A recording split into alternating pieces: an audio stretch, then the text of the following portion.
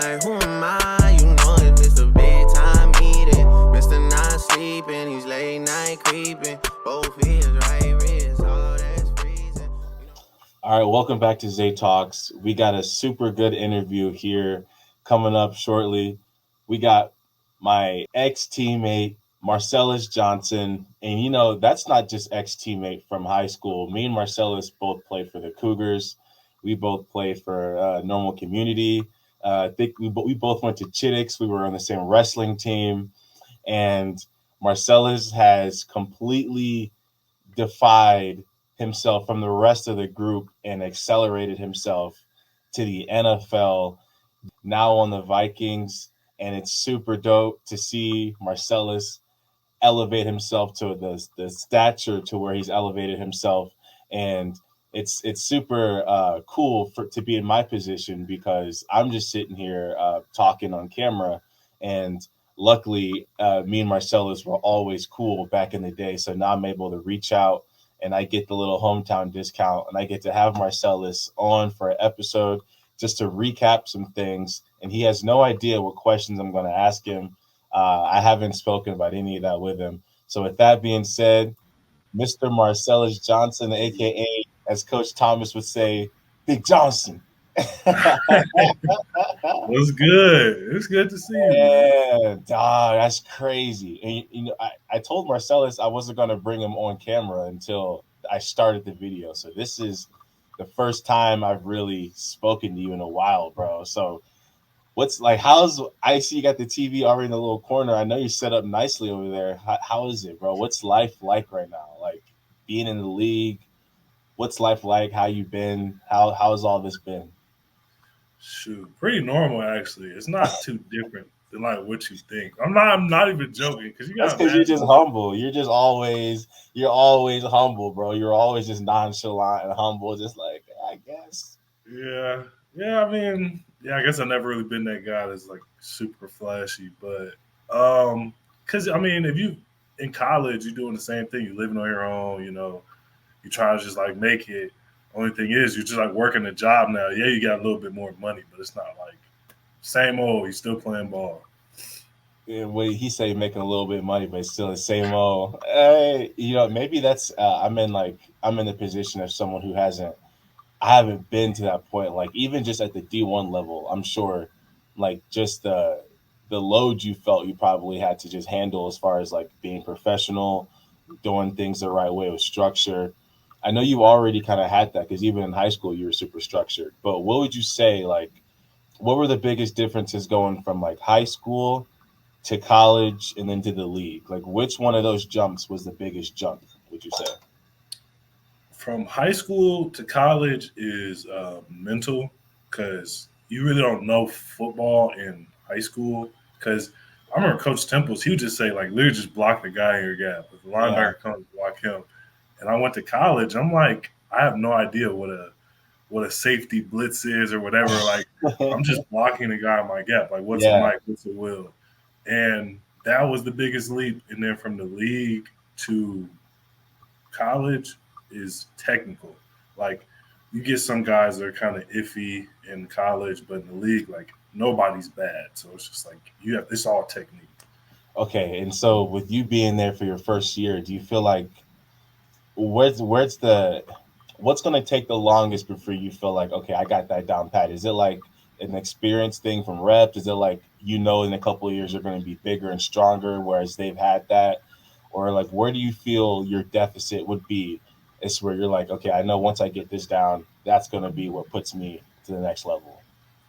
Probably experience and like reps because I didn't truly feel comfortable until like I played in the preseason game, and I'm like, oh, Yeah. now I feel all right because it's just like the bullets are flying during practice, but practice is way different from real. Yeah. Dude, so when that's what I want to talk about too, that first game experience. So it's because even for me, like I could only imagine, like say when we were sophomores and you were a sophomore, you were on varsity, and I was a sophomore, I wasn't on varsity.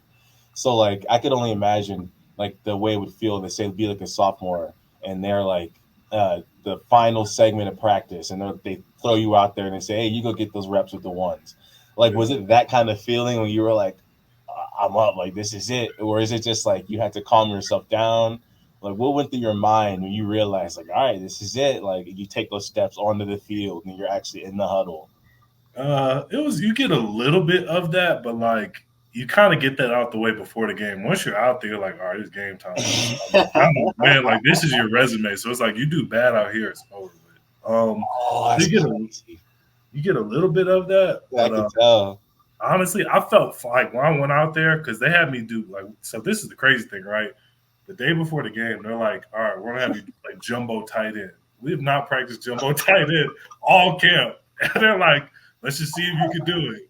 So then we go out there. There's two. They have the like one when the ones were out there, and then me. So when the twos and threes start playing, that's why I was playing jumbo, and they threw me in. I was like, I just gotta make my block. That's all I'm thinking about. Just make. Yeah. That's what it was. Man, that's crazy. I remember like back in high school, they had that little play where they had the tackle go out and like stand out like he was going to catch a screen, and then Yeah. they throw the route down the middle. That didn't work on us. I was sick about it. So like you're on the Vikings now, and you guys are 3-0. So like, what's the vibes like at practice? Like, what is it? So what does a practice look like for you versus say like the one? So is it kind of like you know, in high school or college, you know, you guys will be say offense defense, like offense is doing their thing, defense is doing their thing, and then they come together for a team segment. Is that kind of how it is, or do you as an offensive lineman are you like basically always with the D line? Like are you always with them at practice? Nah. So you do basically warm up, do Indy with the O line, and then you go over with like. So basically, they come together. Scout O versus the defense. Y'all go, and then it's I think Scout D 1-0. They go, but at some point the ones go against each other. It's either at the start or in the middle, and essentially you do like a couple racks of that, and then that's practice. That's crazy. So who's the hardest guy to block right now? Who would you say? Well, since I've been in the league, it was Dexter Lawrence. Like you see he's big on like TV, but then when you go against him, I'm like, there's no way. Oh I'm in my stance. His body is like covering my body, so I'm like, all Dude, right, Dexter Lawrence is a big guy. Like even I know from TV, that's a big guy. he's That's crazy. fast. You got Dexter Lawrence. Okay, so what would you say? What did you do in high school and college that separated yourself from the rest around you to put yourself at the next level? Like, of course, you were always big. Like, but people don't understand. They think just because you're big, you can make it happen. And it's like that is not the case at all. There's a lot of big guys. But then as I've learned, as especially when I got to college, I took it for granted in high school, is I don't know if it's because I was younger or if it's because I hit those like late teens, early college years to where I started getting hurt a lot. Like, what did you do like to prevent to keep yourself healthy and then to also separate yourself from the others? And then what was it like when you realized like, all right, I think I'm probably going to be the one to go D1 from high school, or I'm going to be the one that the NFL teams are going to want? So basically, that didn't come to like the end. So I'm going from my junior to my senior. That summer, I have like no offers, and I was just trying to make something shake like the whole off season. But the main difference was I actually got like real coaching. Like my dad, we went in the garage, and he's just like, "Here, just try this with your technique." And I felt like it finally clicked. And I went and did like a bunch of showcases and camps, Yeah, and I just don't going remember that. against people. Going against people really was like, wow, like because you'll lose obviously, but then you win, you get more confidence, and then you Yeah, just learn by the process of like trial and error. And eventually, I just started like balling out, I was just killing people at the camps, and that's how I got offers. that's crazy. And that's one thing that the camps always, it's because like community wasn't pushing us to camps. So Uh, you kind of went on your own side and you're like, all right, I'm going to start hitting camps. Okay, that kind of answers the next question I was going to ask because to this day, dude, Coach Temples, I mean, I went to a JUCO and then a D2. And I think Coach Temples to this day, he's still the best. I think he's the best coach I've ever had. And like, dude, just the way he had us as far as like from a structural standpoint. Like I'm watching guys like the Cowboys now and I'm seeing all these penalties. I'm thinking back to even our practice in high school. I'm like, Coach Temples was not going for the false starts. Like they were not going for the penalties. And I don't understand how these NFL players or NFL coaches can't get that down. But what would you say, if anything, and it's fine if it's nothing, is there any bit of the technique you learned from high school that still to this day is like so grounded in you? You're like, I'll always do that, and that's because I did that in high school? Or is it like what you said, everything switched when you got to college? Still like the kind of playing off of what you see, because in high school that's all we did. Like if somebody came here, you just like shot Yeah, off somebody. yeah. There's times in the league, like or even just college, you can't do that because it's an assignment. Mhm. But like your coach be like, "How did you react to that?" Like a lineman cross your face, you push him over and go up. I'm like, it's just like in me at this Yeah. point. That's what we did in high school. Yeah, I saw you in the preseason. The way you did a double and came off the you came off the double and went straight to the second level. I was like, oh, that's a Temple's drill, because we made a living off that at community. We just would double the D tackle and then come up to the second level. So just seeing that and seeing how good you were in space. And I was showing my the guy who hosts the show I do earlier. I showed him a picture of you in the football uniform. He's like, that's a lean tackle. Last year at our high school, we were like the tackles pulled on the counter, like the tackles got out in space. So I know that's like a specialty he's doing in the league. Is that something you like agree on? Did the Giants or the Vikings use that? Like, oh, this guy can get in space. In guard, yeah. In college, I did a lot of screens, but that's another thing. You don't get that many reps, so it's like if you may get one or two screens sometimes in a week, because there's just so many guys. They got ones, twos, and threes trying to get reps. So, but yeah, they did realize like I can pull. So that's kind of like I think why they slid me in the guard too. They seem like I can move. Like they also said I didn't have length, so like we're just gonna put you in guard. I mean, yeah, you got length. You got some length on you. For sure. People realize, but they're gonna realize soon. Hey, they're gonna realize soon. So I know you said moving into college, it was like junior going into senior year when you started realizing that you were going to get something. When was it in college? Well, first off, I know you transferred. So what influenced the transfer? And at what point did you realize that super high monkey bar that you think that you might not be able to reach, that is the NFL? You're like, hold on, like I might really be able to do that thing. So I'll talk about like I guess how I knew maybe I had a shot at the league, because in college, and like when I first went to college, I was like, that's impossible. I was like, no way. I never was that guy where I was just like I was that good to where it was just like, oh my gosh, he's going to the league. Somebody just like you going that crazy. I was all right, but when I went to college, how I knew I had like a chance is because Max, right? Well, Max Crosby, he went to Eastern. And he was still there at the time, and everybody's like, "Oh, he's going to the league, like he's cold." And I'm watching him, and I'm watching some of the other O linemen go against him, and obviously he was a dog. But I was just like, it didn't seem that impossible. I'm like, well, he's good, but he ain't like that far better than everybody. We're just like, I'm like, maybe I could. And as I got better and played more, I'm like, maybe it's actually possible. So then just went from there. So were you blocking Max in practice? Did that ever come about?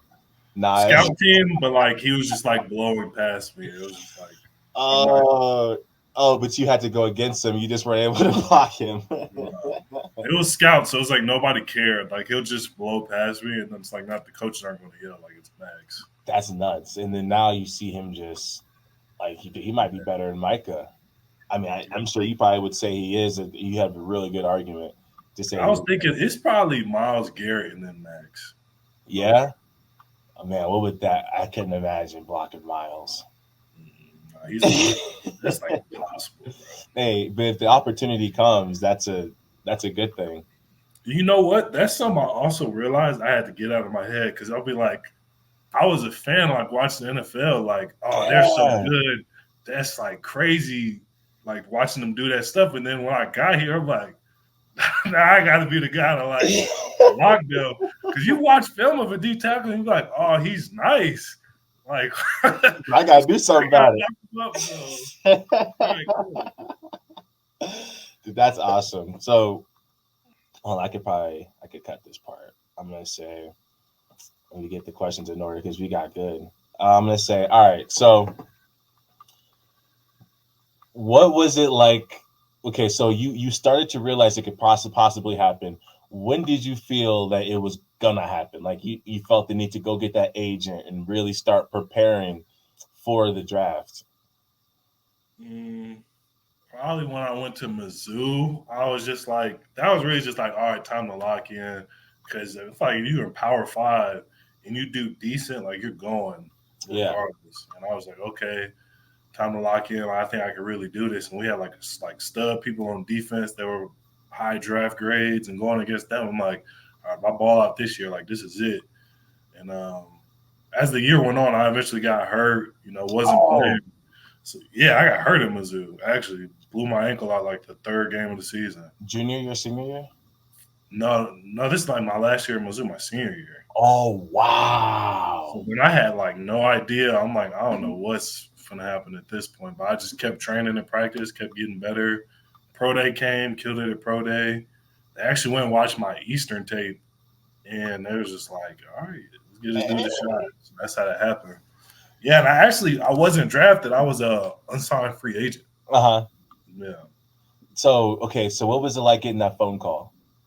So like, what was it like getting that phone call? Because okay, so that's another thing. So at that point, right, the draft ends, and you're probably just like, all right, you're probably thinking to yourself because you're that's it. I feel like that's also a normal community thing, like the transparency. Like it's not people think that we're selling ourselves short. It's like, nah, we're just being realistic. Like that's just how we think it is. So I'm sure when that happens, you're like, dang, that sucks.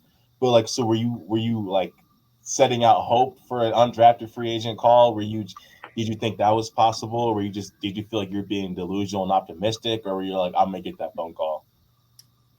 Just because of the buzz I heard after my pro day, I was like, yeah, I should like get a call. But Okay. I mean, I only had 90 snaps my senior year at Mizzou. Like I literally like barely played. So anything, I'm like, people are like, oh, it did suck not getting drafted. I'm like, I had 90 snaps. I'm like, what do I expect? I expect to get drafted off of that. So no. But so just getting that phone call, it was kind of like a sigh of relief. Like, oh, you hit that goal. All right, Uh time to huh. So you're on the phone. Was it you that they called you directly, or they called your agent? Like, how does that work? Oh yes, a funny thing that happened. My agent was like, "Yeah, you should be getting a call from the Giants." I'm like, "Oh, okay." And And you say, "Oh, okay." Well, I would have been like, "What?" Dancing around, like, "Let's go." yeah, I was just waiting. 'Cause I was just trying to like get it over with. Cause I was just like Yeah, nervous at that point. yeah. And so my agent calls me back. He's like, "Yep, you're on the team." I'm like, "Oh, all right." And then the Giants call, and they're like, "Hey, good to have you." Da, da, da. And then I'm like, "Yeah, great to be here, coach." And then he hangs up. And I'm like, I guess that was it. So then it was just done. I hugged my dad, hugged my family, and then that was it. It wasn't like no crazy moment where I was crying. Yeah. Real So, so, phone call. so, like you said, you told. So wait, you was like in the same room as him when you got that call. Or you tell him like, "Yeah, I might be supposed to be getting a call soon." Yeah, he was right there for all of it. He heard it all. Uh how did he take it? I bet he was. I mean, But he thought he would be emotional, but nah, he didn't cry. I thought I was gonna cry. I didn't cry. I actually cried in my like when my brother got drafted. We all cried for that. Like that was way more what emotional. that when that happened? 2022, he got drafted. I'm way out the loop. Wait, so you had a I have an older brother. He didn't go to. So I lived in Normal with my mom. He lived in oh Springfield with my dad. He got drafted. Yeah. okay. I'm thinking. Wait, that shit. He should have been around my age. I'm like, wait, Matter of fact, you were born in what, 98? 97. He is your age. He's like he was born 98, but like y'all in the same class now. I think about it because he left in 16. Uh huh. And what He left position was he? D tackle. Okay. That's what's up. That's what's up. So you get that phone call, and then you flew out to New York. I think it was what, like 5 6 days later. Yeah, something like that. Okay. So again, going into the humbleness, how humble were you with that first chat? Like, what was the first thing you bought? You were like, I probably wouldn't usually get this, but I'm gonna reward myself and get this. Has that even happened? You come off as a guy that would never even like. You Nah, might get the same car until you're 35. Yeah, I still drive my Honda from college. Actually, people don't think you're getting a bag, but like you're not getting a bag like that. Where it's just like, I'm gonna go buy a whip. Like I could buy maybe a Jeep, but then it's just like so much money's gone at that point. Like I'm not doing it. So if you're drafted, that's when you get that Ooh. money. But if you're signed, you're not making bread like that. You said Jeep specifically, so you must be eyeing one down. You I guys wanted a Jeep, but then I heard their parts are good. So like they break down easily, and I was like, nah, I'm not gonna get one. So right now you're just kind of in that position where you're just busting your butt at practice, and you're the next big call that can happen is them call you and say you're moving up. They're going to sign you onto the roster, right? Mm-hmm. So what kind of will that be a bigger moment you think than getting that phone call from the Giants, like getting onto the roster, or you think it's like you're just in this zone where it's just always next step, next step, next step? Yeah, it kind of does feel like the next step kind of mentality because it's not real to me until like I'm on the field. Like it's game day, I'm starting, I'm on the field, and then you win the game. Like that's to me the best feeling ever is like right after a game because it was all Yeah. the work you put in. Like so that's when it will feel real. Okay. And then one of the last things we'll hit on because let's say you had practice today, didn't you? Yeah, we had practice today, but it was not like we didn't. It was a walkthrough today. So you guys have like morning practice, afternoon? Big difference. I think like 2 o'clock. I think. 2 o'clock. Okay.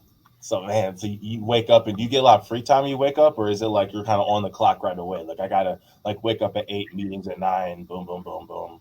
Yeah, you kind of roll like that, but you get there early enough to where it's like you're not rushing. So. Yeah. At that level, for sure, you get there early. All right. So last thing I'll say is community right now. I was looking at the stats. I was looking at some of the rankings for Max Preps, and they had the 2015 my senior year team that got up to I think it was 18th in the state rank, and then the year after that it was like 32, and the year after that was like 48. So non-biased, take either of the two teams after our senior year. Do you think either of those squads, your junior year or your senior year squad, could have beat us, and why? Yes. We would have. You gotta look. We had Day. We had Day at quarterback, Marshawn at running back, me, Pete, Preston, I heard your center Ethan. was. I heard you had an elite center. Yeah, he played at Illinois. Our like we all we did was run the ball, like, and then our defense was cold. Like they had You so see Mount that? Carmel, right? You know how good Mount Carmel is. Yeah, always. That was our final game of our senior year. They held them to I think 75 total like offensive points after the half. You mean yards? I mean yards, yeah. I'm like, Points that would have been horrible, but yards, they were insane. I don't know. Me, Sean, James, Pete. But you had young Pete, you still had young James. The Yeah, three guys in the middle were all seniors. that's a fact. Hey, but AJ and Garrett, but y'all, I heard AJ's brother was as good, or Alec. I heard he was better, if not. Alec was more athletic than AJ. I think AJ was just slightly stronger, but like when you got athleticism, it's like you could do anything. And how you, bro? How you feel? It breaks my heart to see Lil Cooper on West. I'm like, Yeah. it doesn't even feel right. And I feel like Temple should have not let that happen ever. I mean, Temple's Darth Vader over there. He the what's the name? He leading the whole thing at West now. That was the most heartbreaking. I'm like, yo, coach, you gonna do that to us? Like, you know what this means.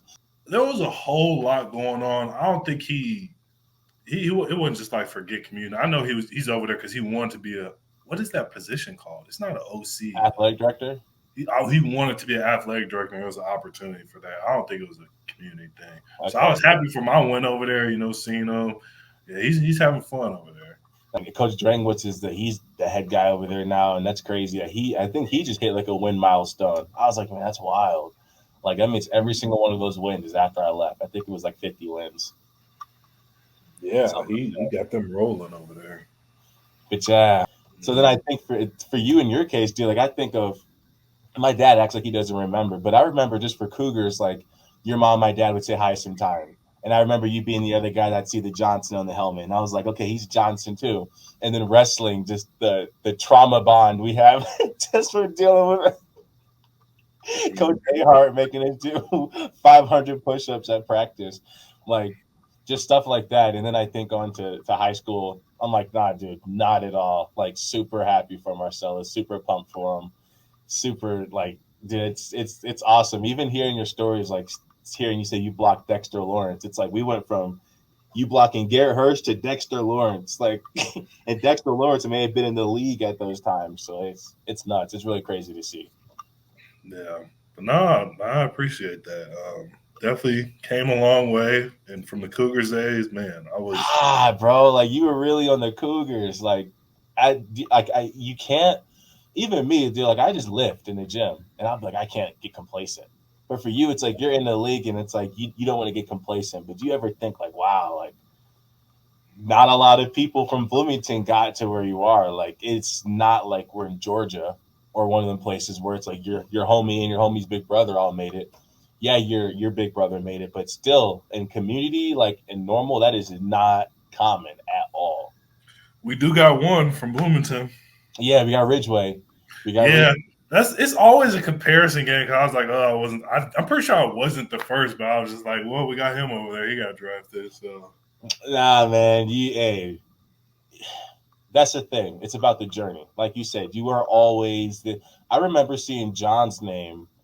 Let's go back to wrestling. I remember looking at the wrestling rankings, just trying to see if my name was ever on there. And I remember seeing his name popping up always as like one of the best wrestlers. So yeah, John, although he worked hard, and obviously not to discredit John at all, but he knew what it felt like to be top dog before then. But then again, he went to ISU and he made a big time transfer. So you guys both made big time transfers to end up where you are, except for I'm pretty sure he played his whole senior year. So in your defense, it's like, you guys both are at, still D1 schools, but ISU and Eastern, that's not the same as Arkansas and Mizzou at all. So you guys both made that big time transfer. And nah, I wouldn't, unless you do it in a healthy way, like for your own motivation, you could think of that comparison. But outside of that, I wouldn't get caught up in that, dude. I wouldn't worry about it. oh no, like it's not like oh I feel bad, but it's more just like it's like a humble thing where I'm just like I ain't gonna get geeked, be like, oh, I'm the only one that did it. I'm like, well, actually, it is pretty common. That guy did it. So. No, bro. But think how many people from community? Like you might be the only one. There's got to be somebody. Bro, if you really really think about it, if there was another guy that had made it to the league, we would have known about him. Because Chris Hummel's like a legend in NCHS. And again, no disrespect to him, he had an awesome career and he's still doing great things. But like, remember how we looked at him when we first got to community? We thought like, I don't even know who that is. He went. The only guy I heard from was a dude that went to Butler. I remember my freshman year. Chris Hummel's the guy we named our little best lineman award after. You probably won it. You probably won the thing. Maybe Pete got it. Oh, Pete or Alec could have maybe got it. Yeah, he's that guy that would come in during the banquet and they give. I do know what you're talking about. I do remember that. Do the 100 push-ups a night speech guy. Yes, man. I ain't heard that in like a few years. Yeah, Chris Hummel. He was a guy that went to Butler, and they were like, "Oh, he's so good," and I was just like, "Wow, he went to Butler." Probably Garrett Wooten, huh? Yeah. I think it was Garrett Wooten. Garrett Wooten was he was like the legend offensive lineman at community. But dude, like no, like it is not common at all. Like as far as NCHS, you are definitely like because I can't remember anybody. But nah, dude, like look at it like that. Like as far as NCHS, like that's a lot of players that came through there, and we had a lot of winning seasons. Like that's not. Yeah, historically we struggled with, Chicago area teams, but as far as NCHS is concerned, like there was not guys getting pushed to the league like that. Like you definitely defied the odds, and I would assume that they, if they haven't, will ask you to come back and talk to the team or something. Just give some type of word. If it hasn't, it will come. I for sure will. Let's just find the time to get out there. Yeah. Also, that's another reason why our team would beat you guys this team. We lost to 1 point by Mount Carmel, and I kid you not, we we would come to the sideline where Coach Tim was winding the run working. He said, "There's 8 people in the box. There's nothing we're blocking 5 guys like versus 8." He's like, Okay. Well, so then that's maybe why we would have won, because so you're talking about your senior year, right? yeah. Okay, so that means we had Stephen Towns. That means we had Dakota out there. We had Christian Way out there. We had Riley Rahuba. Yeah, you wasn't stacking that box on us in 2015, 2016. We was going to throw that thing. We would throw it for like explosives, but it was just that day, it just was not clicking. Do you remember the Libertyville game my senior year? Yeah, I do remember that was tough. I've talked to that QB because he got drafted to the Bengals as a slot receiver. Word. Yeah, see, I don't think he made it though. I think he got released. I don't think he's on the practice squad either. But the Bengals drafted him as a slot receiver, and he got drafted the same year Jamar Chase was in there, so he was in that wide receiver room. So yeah, that dude. Remember, just like the second half, we start scoring, and then all of a sudden we just watch him just literally, like, we're sitting down, we just get done scoring, we're sitting there talking to Temples, and I just see this guy's feet fly down the sideline. 70-yard touchdown, 60-yarder, another 70-yarder. Yeah. Broke our hearts, but I think we get you guys. I like Grant. Day-Day's my boy. I played against him at Adams State. I played against Day-Day. He was nice, wasn't he? Yeah, he was. Hey, my foot was jacked up that game, and I was thinking about, like, of course, my luck. The week before, I was bull rushing the guy, and I got terrible feet. I was bull rushing the guy, and I got bunions. So usually, when I would be pushing pressure, I would have I'll be putting the weight on the inside of my feet. But I was mad I wasn't getting enough reps this game, so I came out and I was basically like sprinter footwork. Like, all the weight was in the front of my feet, and I was just ready to run into this dude.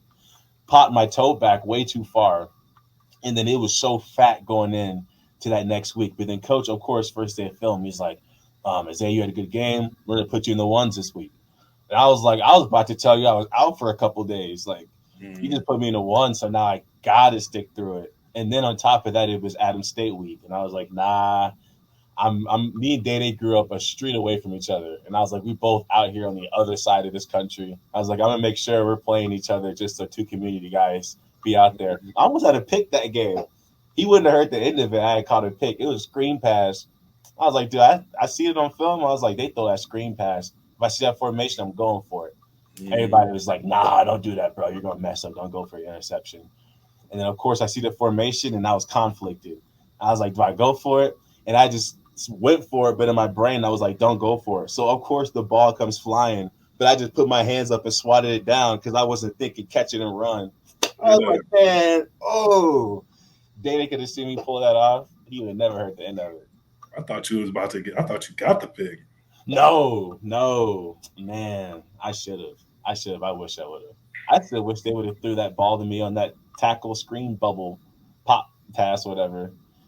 I think James did it the next year. I can't remember if they threw it. Wasn't he a running back at one point? Yeah, James used to always want the ball. He used to be in practice like, they need to give me the ball.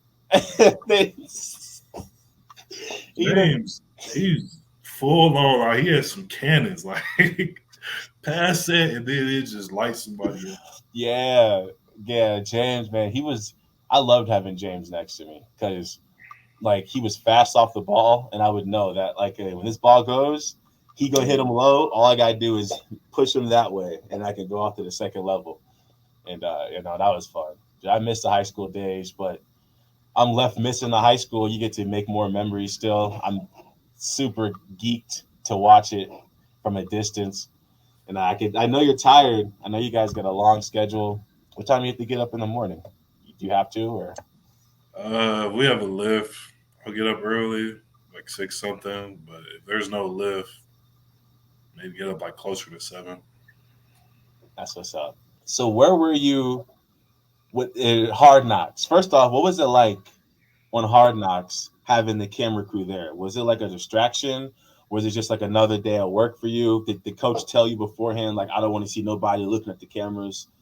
Like, how did that go? See, I think because it was the off-season one, like Yeah. I had no idea. So I pulled up. I think the cameras were already like, they actually do it in a way where it's just like some cameras are just like set up, and because there's cameras all over the place, and sometimes the social media people will come through and like record stuff. So we're just like, oh, it's just like another camera, but it wasn't like people, with the little mic and it Yeah. wasn't really none of that. And guys would joke, they'd be like, they don't talk about they doing hard knocks or like whatever. So you never really knew what was being recorded, but I don't know, you couldn't tell. So, because people will speculate, especially the show I do from 4 to 7, they always will speculate that a lot of this stuff is like planned or, so it was really just authentic like that, like just straight up. Wow. Pretty much. I don't even know. I think it was like kind of ending by the time I got there. Uh huh. So like there were cameras there that weren't there for long. But you were there for the fights, though, huh? Oh yeah, versus Detroit. So, They were tackling our guys. That's literally everybody was like, "Oh, they're getting rowdy. They're fighting." Like nobody was fighting because they were mad at each other. It was just like they're tackling our guys. They're not supposed to. oh, it was one of those stay up drills, and they were out there tackling. Yeah, so That'll start a fight. yeah, because they're a very hard nosed defense. So their coach, I guess, tells them because one of the players is like, "This is what we do in our practice." Well, it's like, well, you're going against us. Where were you when that big fight broke out? Like, where were you at? Like, were you on the sideline? Were you kind of far? Did you think about running out there? Or you... It was at a certain point they told people to stay on the sideline. But you're talking about like which one? The one with DJ? I mean Daniel Jones. I'm talking about the one with the neighbors. I was in the far corner, so like I didn't even like get to that one. I was only out there for I think like 3 of them, but the other ones like because there was like I think like 7 that day. Oh wow! See, I only saw the neighbors one. I didn't know Jones got in a fight. Yeah, I didn't know that either until I saw like a TikTok of it. So like going after some guy. What's he like? What is Daniel Jones like? Like when he was going through this stuff earlier in the season, I'm like, man, that guy. Like, I wonder what he's like as a person. Like, I wonder how he's handling all the scrutiny. And then he had a good game last week. And I'm like, good for him, because I know Neighbors was raw, but everyone's wondering like, can Jones get him the ball? Like, how does he handle like that behind closed doors? Is he just like I'm the quarterback, I got to be like keeping the same mentality, or because some days you tell that he's affected? He's very poised. I feel like you have to be when you're a quarterback. So he's a great human being also. Like when I first got there, he's like, "Hey, nice to meet you. I'm Daniel." Like one of the first people to actually like talk to me. And I'm like, "You're Daniel Jones. Like you're him. You're like talking to me." But great guy. Like easy dude to root for. He loved like just hanging with the guys. He'd invite us to dinner. He like take care of us, and you just like you want to root for him. So when it's like a rough game or a rough week, you really do feel for him because he's such a good dude. Dude, that makes me feel terrible. Yeah, that makes me feel. The fans are like booing him. It's just like, he's trying his best out there. Oh yeah. Man. So let's see what else. Daniel Jones, first guy to. What's Coach Dable like? Oh, he's a character. Like he's really funny. Like I think the first time I actually talked to him, I'm walking like down the hall with another O lineman, and he says to him, like while pointing at me, he's like, "Hey, this guy's nickname's Mind Goblin, right? You know what Mind Goblin is? Mind Goblin. Mind Goblin on these nuts." I'm not even joking. That's what he said. Like he said that, but he said his name's Mind Goblin, and then I paused and I knew immediately what it was. So I kind of laughed, and then like I just kept walking. But it was funny that he did that. So how about like meal plans? Because I'm imagining you walking through the facility. So I'm like, is there like a lunch spot, or like a cafeteria where you guys can always go, or like say right now, say you're hungry, like is it just like kind of like that college lifestyle where you're responsible for having the groceries in the fridge, or like meal plans? Can you request meal plans? Yeah, you can. I mean, they can send you home with stuff, but it's like it's a cafeteria. You walk in, whatever they got like an option of stuff they serve up, you eat that. But if you're on like a diet, the nutritionals will have like carbs you're supposed to hit, certain options, and that's pretty much it. And kind of a lot of it's on you to like be a professional, where it's like you need to have a good diet, make sure you have the right stuff at home, but they'll help you with that if you need it. So Okay. But so at practice, is there a penalty? Like I know in college, you'll just run somebody. Like if they're having a bunch of penalties, you just run them. mm, In high school, you run them. In the NFL, I hear that if you try to do that to players, they'll just leave. Like they don't, like they won't always stand up for that. Is that a fact? Like, how do coaches handle discipline with penalties in practice? Because I'm watching the Cowboys, and I'm like, there's no way these guys have refs at their practice. Like, it's not. A lot of times the defensive coordinator or offensive coordinator or head coach they'll tally up all the penalties and make you guys do an exercise for it. Does that type of stuff even exist in the league? probably at some places, but the spots I've been at, no, because it's like, what are you here for? If Yes. you're that guy and you're getting penalties, you clearly don't want to be great. So let's say like the best player on your team, like a Justin Jefferson or like a Dexter Lawrence. Yeah, I forgot you're with Jettas. Yeah, no way they're getting a penalty in practice. If they do get one, they're definitely not having two, and like they hold themselves accountable. They make sure it doesn't happen when it matters.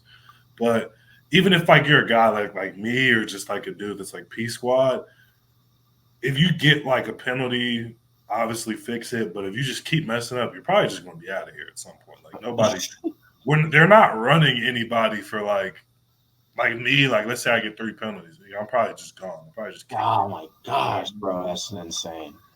So there's no need to run dudes where it's like, oh, we're going to run you. Make sure you get it right. Like we'll just get you out and then get somebody else who can do it. So like again, you went from like Jettas and then you said P Squad. What about a guy that's like in the middle? Is it just what threatening his playing time kind of thing? That's a coach How discipline. much can we trust him? Okay, because man, in Dallas, it's just like, dude, I'm not gonna try to bait you into talking about it, but it's you just see things that I feel like I haven't even seen in like D2 level college. I'm like, what are we doing? Yeah, it's a lot more complicated than people think because sometimes it's like silent count. If you're at an away game, like sometimes that's a big deal because it's complicated. Like this past week when we played the Texans, part of the silent count sometimes is the center will bob his head, and when he pops his head back up, you go.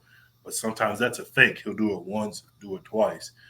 He did that one time, and then they threw the flag on him for bobbing his head up. But that's part of the silent cadence. It's so loud that you need like a physical cue to know when to go.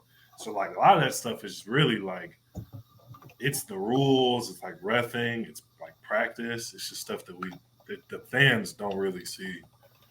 Okay, and the lady who trained me here, she's a huge Vikings fan. I feel like I should have asked her some questions to ask you before I had you on. But next, you guys got Green Bay, and that's in Green Bay. So will you be at that game, or do you guys? How does that work? Can you go if you want? Each team's, I mean, yeah, if I want to like drive out there, each team's different. Sometimes they bring guys out, but I think for the most general rule is like your P squad, you don't travel to like games. Okay.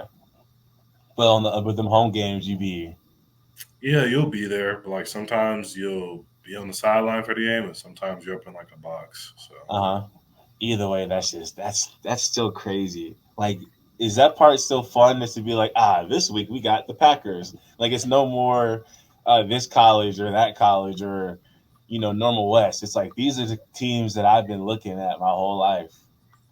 Yeah, that's cool. It is cool. But it's kind of like you do want to play because at the same time, it's just like I could be a fan, you know what I mean? Like watch the game, but yeah, it's not like this is a year where like I'm not doing much, but I get it. I need to like train and get better. So it is cool though to like be out there with the team. Okay. And how much, if you had to guess, how long do you think? Okay, no, you're very transparent. How long until you feel like you are a certified starter worthy guard in the league where you feel like you wouldn't you wouldn't feel like you're being thrown out into the fire? You think it'd take another year, another off season, I say probably another year. one more Obviously, year? depending on my development and the reps, but I feel like I started camp at tackle, and then they put me in a guard, and I pretty much just went like did guard all camp, and then eventually went out and did the preseason game. And I felt with that short span of time, I learned a lot. So give it another year, we'll see. Okay. But the good thing about it is this don't gotta be the last one. It don't gotta be the last one. Okay. So if you ever do get some more free time, I'm gonna hit you up and be like, hey, so and so wants to ask this or this happened, especially, depending on how the season goes. Yeah, do some fan questions. Yeah, some fan questions for sure. And that's a bet. And then and bring them through here. They're gonna see the Cowboy stuff and be like, what in the world? But they're gonna have to, if you know why I got them on the Cowboys background. I also meant to ask you, why are you a Cowboy? We live in Illinois. So my dad's a big Cowboys fan. And like growing up, it got to a point where it's like Sunday, if the Cowboys was winning, he was in a good mood. Like we heard him cheering. We knew we probably get ice cream. We get to go to a movie. We get to do something. If the Cowboys won, but if they lost, it was like, don't bother dad. Leave dad alone. And then as I got a little older, I realized that like if I got grounded or something, it was like if Dallas wins, like my friends are outside, like this is the time to throw that question out. Like, hey, can I go outside? He'd be like, yeah, because Dallas is winning. Same thing with LeBron, but I was a Kobe fan already, so I couldn't hop ship to LeBron back in the day. But that's really what it was. It's just I saw him happy when they would win, and I saw him get upset when they'd lose. So I was like, all right, I'm kind of on board. And then I started playing football for the Cougars and watching the Cowboys in the same year. So I was like learning football while watching them. So it just became like a thing to just watch them. The first year I watched was when Romo fumbled that snap. That was the first year I watched in '06. Yeah. And then 2007. Who was your team? Was it the Bears? Is that confidential now? No, low key, no. But Yeah, because George Kittle's an open. Yeah, I'm a Bears fan. yeah. So Micah grew up a Cowboys fan or Philly, I think he said. Wait, Micah Parsons? Yeah, He grew up a Cowboys fan. Now he's playing for his team. yeah, that's why I was. Yeah, Micah grew up a Cowboys fan. He's got film of him like before the draft saying that like, man, I hope Dallas picks me. I hope I go to Dallas. Like, Oh, that is cool. and then they picked him, and then I was like, wow, that's crazy. Looks So, like your boy might be up out of there though. Like they paying all these other people. Yeah, it's a real deal out there. bro, I tell you what, the big issue with Micah is him and D-Law are beefing. Now, it's not something that's like super easy to see, but him and Lawrence, like it's like a clash of the and D-Law. I'm sure he knows that Micah is the better pass blocker and pass rusher. I think Yeah. D-Law might be better run defense. But D-Law probably feels like Micah's trying to strong arm the leader role. And, D-Law was the one giving the pregame speeches, doing all that stuff. And then Micah comes in like the new top dog. And he's like, cocky and energetic. And D-Law's probably like, whoa, like, pump the brakes. And Micah's like, no. So I think that's the issue there. And I just hope it's not like a Kobe and Shaq thing where one of them is like, yo, you pick one. Like, we're not going to keep doing this. The front office needs to decide right now who you guys want. And I hope Micah doesn't leave because Philly's going to throw everything they can at him. I don't know if they could afford it because don't they got some money tied up. Yeah, and if they take Micah, they're going to have to let probably both of them D tackles go because Micah's going to want all that money. Yeah, He's going to want to be the most paid. it's going to be interesting for sure. Yeah. So let's see. Here. Also, what's up with all the Green Bay fans? Like I'm low-key seeing a lot of Green Bay fans in Normal. Yeah, it's been that way. It's been that way. It's been that way. Treaters, dog. Like, what are we doing? We're not repping the home state. See, and that's a big thing. I'd say right now, I'm trying to be happy for the Bears, but you're low key in a rival division. Yeah, you're in the same division as them now. Ooh. So Hey, Skull all the way. We gotta put them. yeah. Oh yeah, all that to the side. Hey, all that's to the side. But I was going to say, the Packers. You'll realize when you go other states, there's a lot of Packers fans. Like they're a sneaky popular team. Like once you get out of the Dallas Cowboys and the 49ers, um, Steelers, Chiefs now, Yeah. as I like feel like the everybody a Chiefs fan. you say what? I feel like everybody's a Chiefs fan at this Yeah, point. bro. Everyone's a Chiefs fan. It's like the Heat when LeBron was there. It's like that. Everyone's a Chiefs fan, and then you got the Swifties call themselves Chiefs fans. Like, man, who's Alex Smith? Yeah, that's what I thought. You don't know who he is. But yeah, Packers fans are starting to, and I want to root for them because I don't mind the Packers. I have a respect for them. But it's Yeah. like then the fans start rubbing it in, and it's like, you know, You it's gotta like admit, your fan base is toxic. it is. But hey, right now we're all coming together. We want Jerry out of there. We're Oh, you're uniting. The we youth. are yes, we are uniting, bro. We got to get Jerry up out of there because You can't do that. but that's the thing though. See, now we've realized we want Jerry the GM to step aside. Jerry the owner, perfectly fine. You want to be the owner, that's cool. But let somebody else just control the personnel. There's no excuse for us not going after Derrick Henry. We didn't even call him. Like he had a house in Texas. He had just got a house in Texas. Dallas needs a running back. Derrick Henry's there, and we didn't even call him. And then he signs for in Philly for $6 million a year. Yeah, Ravens. Oh yeah. The Ravens. Saquon went to Philly. Yeah. Uh, I don't know, dude. How and it goes back to the community days. I'm thinking, O line, run the ball. Like and we want to pass a lot. I'm like, no, we need to run the ball. So I've always been kind of built that way. So when I see us not go get a Derrick Henry, I'm like, bro, how do you not go like? How do you make that mistake and not get him? It's a thing. You sound this is really stressing you. It is, dog. It is because usually the Cowboys are something to look forward to. Even if we're disappointed, there's something to look forward to. But like, Not super exciting this year. Just people got paid. yeah, people just got paid. It's like nobody knew it was exciting. There's nothing. We haven't had nothing for a long. Last time we had nothing, we traded for Amari Cooper. So maybe we'll make some type of trade like Y'all that. had see it's been exciting for like the past 2 or 3 years, but like other than like when CD and Micah got there, now it's kind of just like It's just same like old. last year is supposed to be it. We're a little bit trying to act like that wasn't the case because it happened. But Yeah, last year was it. Last year was it. We had the Division One. It was that was supposed to be it. I don't even know how to feel about that. it was whenever Zeke got pushed over to that end of play. I thought that was y'all best year. I was like, this is it for them. Like they didn't do it this year. And then we came back and Dak was like, "Hold on a second," and Dak started lighting it up and was like, "We got a QB this year." And then same thing, same thing happens. Another thing I kind of want to ask to be interesting. What's Jetta's like? Like what's he like? He seems like a super like bubbly guy. Like he's funny, energetic.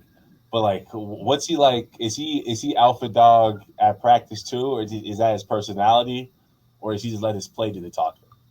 Uh, I only been here for a week, but Oh, he seemed like he joke around like with the guys, and he's very chill. Like he don't talk like a lot. He ain't out there yelling and whatnot. But he cool dude. It seemed like. yeah. So you're at that point now where you're sitting in meetings and you're looking around and you're like, I belong with these guys. Like I'm one of the guys. Like I'm here. You kind of have to have that mindset, or you go out there with like imposter syndrome.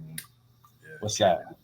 Imposter syndrome is kind of like you keep denying like what you are. Like you feel like you're an imposter. Like you're living in like a fake reality. But, like that's not the case. Like you're meant to be here for a reason. It's And what's nuts is like so many people when they try to imagine being in the league, that's what they're like. They feel like they're doing that. Like that's not real. That's not real.